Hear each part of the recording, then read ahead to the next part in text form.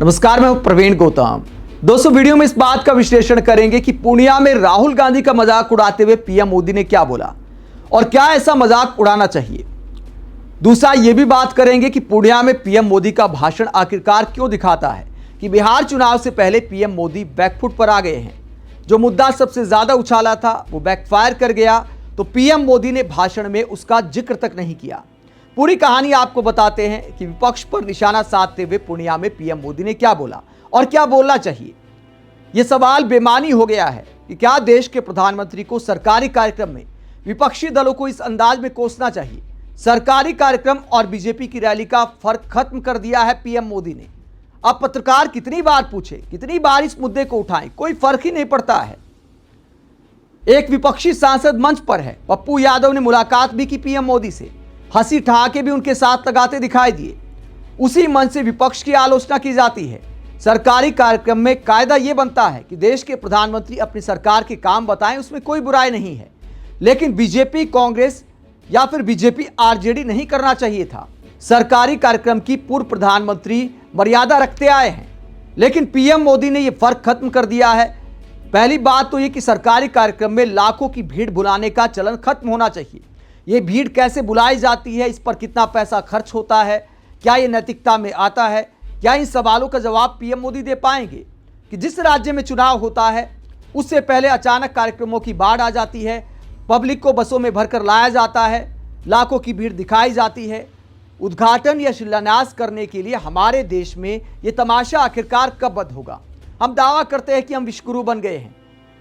क्या दुनिया के विकसित देशों में ऐसा होता है? क्या ऐसे लाखों की भीड़ बुलाकर लोगों को बताया जाता है कि देखिए हम आपके लिए उद्घाटन कर रहे हैं, शिलान्यास कर रहे हैं? क्या 21वीं सदी में भी रैली करके उद्घाटन करने वाला चलन बंद नहीं होना चाहिए? क्योंकि सरकारी पैसा बहुत खर्च होता है, जनता के टैक्स का पैसा है। हमारे देश में बहुत सारी समस्याएं हैं, वो पैसा वहां पर खर्च हो सकता है। प्रधानमंत्री के एक कार्यक्रम में कई स्कूल बन सकते हैं। तो क्या देश के प्रधानमंत्री को या तमाम राज्यों के मुख्यमंत्री को उद्घाटन या शिलान्यास करने के लिए इस तरह बड़ी बड़ी रैलियां करनी चाहिए? लेकिन पुराने जमाने से चलन आ रहा है और अब यह चलन लगातार बढ़ता जा रहा है। जनता के टैक्स के पैसे का दुरुपयोग होता है और देश के प्रधानमंत्री फिर भ्रष्टाचार पर बड़ी बड़ी बात करते हैं। आज पूर्णिया में एक बार फिर पीएम मोदी ने सरकारी कार्यक्रम में विपक्ष को कोसने का काम किया और क्या बड़ा मुद्दा उठाया। सरकारी कार्यक्रम था, बहुत सारी परियोजनाओं का उद्घाटन और शिलान्यास किया पीएम मोदी ने। और क्या मुद्दा उठाते हैं, जरा सुनिए।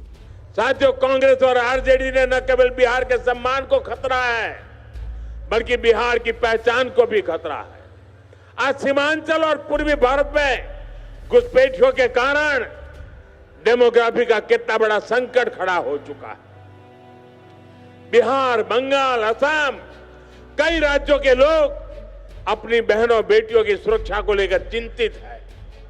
इसलिए ही मैंने लाल किले से डेमोग्राफी मिशन की घोषणा की है। लेकिन वोट बैंक का स्वार्थ देखिए, कांग्रेस, आरजेडी और उसके इकोसिस्टम के लोग घुसपैठियों की वकालत करने में जुटे हैं, उन्हें बचाने में लगे हैं और बेशर्मी के साथ विदेश से आए घुसपैठियों को बचाने के लिए ये नारे लगा रहे हैं, यात्राएं निकाल रहे हैं। ये लोग बिहार और देश के संसाधन और सुरक्षा दोनों को दांव पर लगाना चाहते हैं। लेकिन आज पूर्णिया की इस धरती से मैं इन लोगों को एक बात अच्छी तरह समझाना चाहता हूं। ये आरजेडी कांग्रेस वालों की जमात, जरा कान खोल के मेरे बात सुन लो। जो भी घुसपैठियां हैं उसे बाहर जाना ही होगा।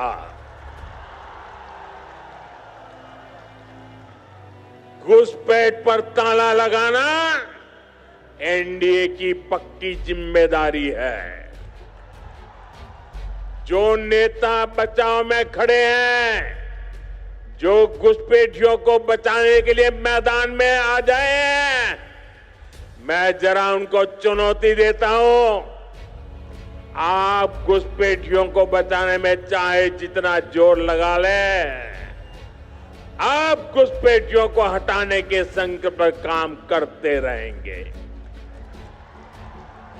जो लोग घुसपैठियों की ढाल बनते हैं वो सुन ले, भारत में भारत का कानून चलेगा, घुसपैठियों की मनमानी नहीं चलेगी। ये मोदी की गारंटी है। घुसपैठियों पर कार्रवाई होगी और देश इसका अच्छा परिणाम भी देख के रहेगा। घुसपैठ के समर्थन में कांग्रेस आरजेडी वाले जो विषय उछाल रहे हैं, बिहार और देश की जनता उन्हें बहुत करारा जवाब देने जा रही है। दोस्तों, झारखंड में चुनाव था, वहां घुसपैठ का मुद्दा उठाया। अब बिहार में चुनाव आ गया, वहां घुसपैठ का मुद्दा उठा रहे हैं। बंगाल में चुनाव आएगा, वहां घुसपैठ का मुद्दा उठाएंगे। अगर 11 साल से घुसपैठ हो रही है तो आपकी सरकार क्या कर रही है? क्या देश में घुसपैठ रोकने की जिम्मेदारी पिछले कई सालों से तेजस्वी यादव की है, राहुल गांधी की है या पीएम मोदी की है? डबल इंजन सरकार है। अगर पिछले कई साल से बिहार में घुसपैठ हो रही है तो फिर सवाल पीएम मोदी से पूछे जाने चाहिए, नीतीश कुमार से पूछे जाने चाहिए कि आखिरकार डबल इंजन सरकारों में ऐसा कैसे चल रहा है और सरकार इसे रोकने में नाकाम क्यों है? लेकिन सवाल विपक्ष पर उठाया जा रहा है मानो देश का पूरा सिस्टम राहुल गांधी और तेजस्वी यादव चला रहे हैं। तो देश के प्रधानमंत्री को सरकारी कार्यक्रम में क्या इस तरह की भाषणबाजी करनी चाहिए? इसके अलावा मखाना किसानों पर बात करते हुए पीएम मोदी ने किस तरह राहुल गांधी का मजाक उड़ाया, उससे पहले कुछ तस्वीरें मैं आपको दिखाता हूं कि पीएम मोदी ने आखिरकार ऐसा किया क्यों। जब राहुल गांधी वोटर अधिकार यात्रा पर थे बिहार में तो मखाना के किसानों के साथ मुलाकात की थी। ये वीडियो उन्होंने दिखाया था कि मखाना के किसानों की समस्याएं क्या है और कैसे मखाना की खेती होती है और बिचौलिए किस तरह सारा मार्जिन ले जाते हैं, किसानों को बहुत कम कीमत मिलती है। मखाना के किसानों का दर्द साझा किया था राहुल गांधी ने, उसी पर पीएम मोदी ने कटाक्ष किया है। राहुल गांधी ने क्या कहा था? राहुल गांधी ने कहा था कि आपका सुपर फूड मखाना सोचा है कहां से आता है, कौन कैसे बनाता है? बिहार के किसानों के खून पसीने का उत्पाद है मखाना, बिक्री हजारों में मगर आदमी कौड़ियों में, पूरा मुनाफा सिर्फ बिचौलियों का। हमारी लड़ाई इसी अन्याय के खिलाफ है, मेहनत और हुनर का हक मजदूर को ही मिलना चाहिए। तो राहुल गांधी ने सवाल उठाया था कि मखाना के किसानों को सही कीमत आखिरकार कैसे मिलेगी। अब इसी बात का पीएम मोदी पूर्णिया में मजाक उड़ाते हैं, कहते हैं कि जिस नेता को मखाना की समझ नहीं है, मेरे आने से पहले तो जानते तक नहीं होंगे।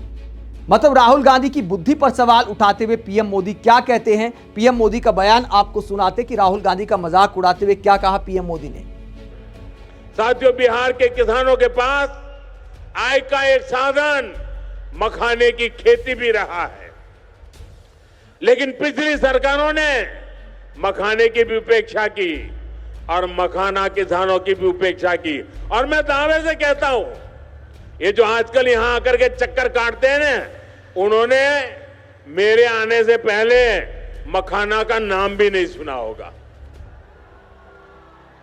ये हमारी सरकार है जिसने मखाना को प्राथमिकता दी है।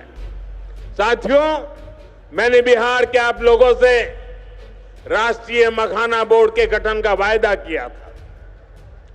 केंद्र सरकार ने कल ही राष्ट्रीय मखाना बोर्ड की स्थापना के लिए नोटिफिकेशन जारी कर दिया है। मखाना किसानों को मखाने की अच्छी कीमत मिले, टेक्नोलॉजी का इस्तेमाल बढ़ाया जाएगा। राष्ट्रीय मखाना बोर्ड इसके लिए निरंतर काम करेगा। मखाना सेक्टर के विकास के लिए हमारी सरकार ने करीब 550 करोड़ रुपए की योजना को मंजूर किया है।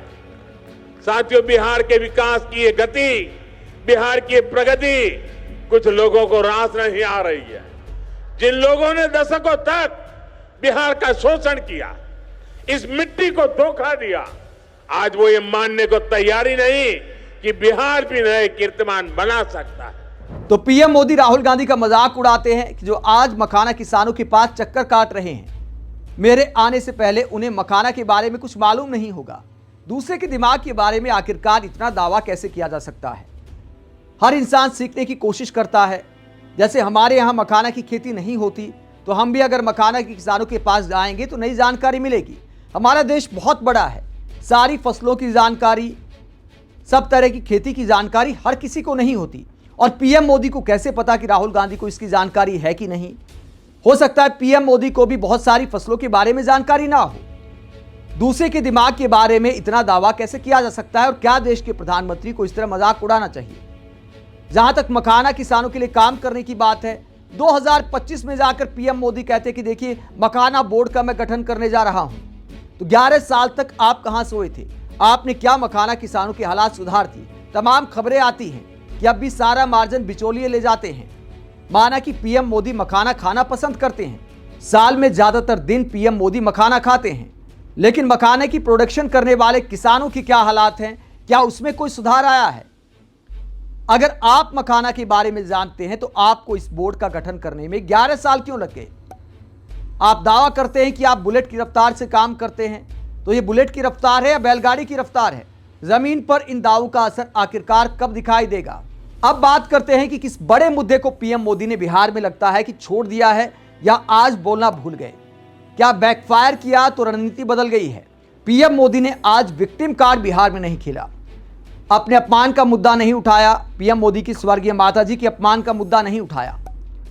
तो क्या पीएम मोदी ने इस मुद्दे को अब छोड़ दिया है? क्या रिपोर्ट पहुंच गई है पीएम मोदी तक कि बिहार बंद नाकाम रहा अपमान के मुद्दे पर और अब यह मुद्दा बैकफायर कर रहा है? क्योंकि विपक्षी नेता भी मजाक उड़ाते हुए वीडियो बना रहे हैं, भले उन वीडियो पर एफआईआर हो रही हैं, लेकिन जनता के बीच कोई ज्यादा फायदा नहीं हो रहा विक्टिम कार्ड खेलने का। तो पूर्णिया में अपने भाषण में पीएम मोदी ने अपमान का कोई जिक्र नहीं किया, गालियों का कोई जिक्र नहीं किया। आप इस पूरे मुद्दे पर क्या सोचते हैं? क्या पीएम मोदी को सरकारी कार्यक्रम में विपक्ष को कोसने की राजनीति करनी चाहिए? साथ ही इस बात को लेकर क्या सोचते हैं कि जहां चुनाव होता है पीएम मोदी अनेकों बार वहां जाने लगते हैं, वहां अचानक विकास कार्यों की बाढ़ आ जाती है? कमेंट बॉक्स में अपनी राय जरूर दें, साथ ही चैनल को सब्सक्राइब भी करें। नमस्कार।